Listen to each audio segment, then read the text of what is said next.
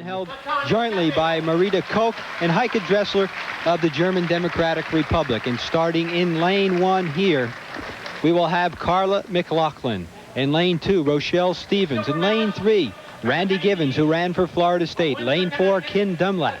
Danette Young will be in lane 5. 6 will be Sonja Fridy. In lane 7, the Olympic gold medalist Valerie Brisco Hooks. And in lane 8, Bridgette Tate. Well, she's 27 years of age, that woman in your screen. She turned 27 2 weeks ago, and she ran in a remarkable race in our national championships. She went past her 200 meters in 22 5/10 of a second and tried to run another one. And somebody handed her the old proverbial piano, Marty, with about 100 meters to go, and she missed making our world championship team that will compete in Rome. I think this is an important race for her. She definitely has the speed this year. She didn't seem to have the strength to go the 400 meters at the TAC meet. Maybe here she's trying to make a decision. If Evelyn Ashford is not healthy, maybe she could move down to the 200 meters. Well, it's redemption time for a major mistake. I mean, she went out too fast. There you see in lane 3, that is Randy Givens, who is an Olympic finalist and has run 22.2. Now, mind you, that's only 4/10 of a second behind the American record set by Valerie Brisco Hooks of 21 81/100ths of a second. So put another way, she tried to run 400 meters, a full lap around the track. That woman right there, I'm talking about, Brisco Hooks, and she went by her 200 meters within 0.8 of 1 second of the world record for that distance, and you can't go out that fast. And well, as you said, she ran 22.5 on the way to 400 meters. She has the festival record at 22.57. So we probably will see a festival record here tonight. The turns on this track, which is a very good track, the turns, though, are fairly tight.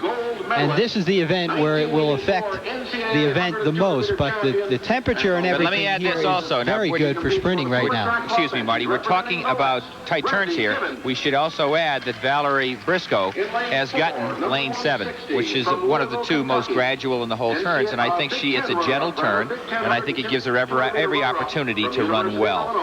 And Valerie is in lane 7 because Evelyn Ashford, either because her injury is not healed enough or needs extra training time, pulled out of this race at the last minute. Gwen Torrance was expected to give Valerie a good race, but we understand that she has not made it here from a meet in Rome. So Valerie can pretty much run this race the way she would like to, I think. But she's got to be a little shaken up. You know, Randy Givens could give her a good race if she doesn't run good tempo. She made a mistake in tack, and if she does it here, I guess she's become human.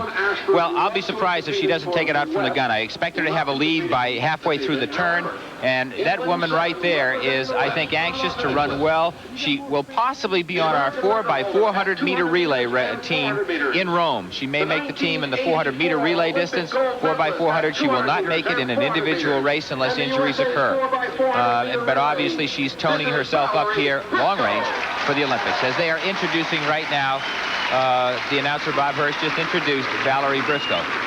The stadium, by the way, here holds 33,000 people. They've got 10,000 in attendance. It doesn't look quite filled, of course, because they got 23,000 people masquerading as empty seats here. But the attendance continues to grow here. Tomorrow night is expected to be larger, and they expect over 20,000 here for the finals on Sunday. And the crowd here seems to know track and field well. There have been some top flight meets here, and anyone who comes away from this meet with a stadium record will have to run a pretty good race or throw an implement pretty far, because some of the top people in the world over the past 10 years have been here to Wallace Wade Stadium. As we look now at Bridgette Tate in lane 8, and they're off. Valerie Brisco Hooks down the left of the screen, already leading the race by a large margin. In lane 7, Valerie Brisco running away from the race. Randy Givens in lane 3 giving her chase.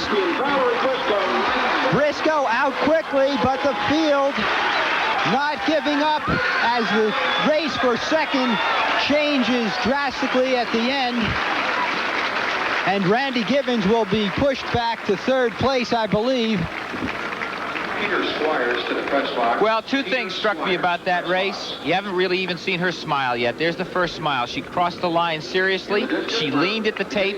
She drove hard from the beginning. She was here to prove something. Note the arm action. Watch her lean at the tape. She runs all the way through. You youngsters out there do that. Too many sprinters don't.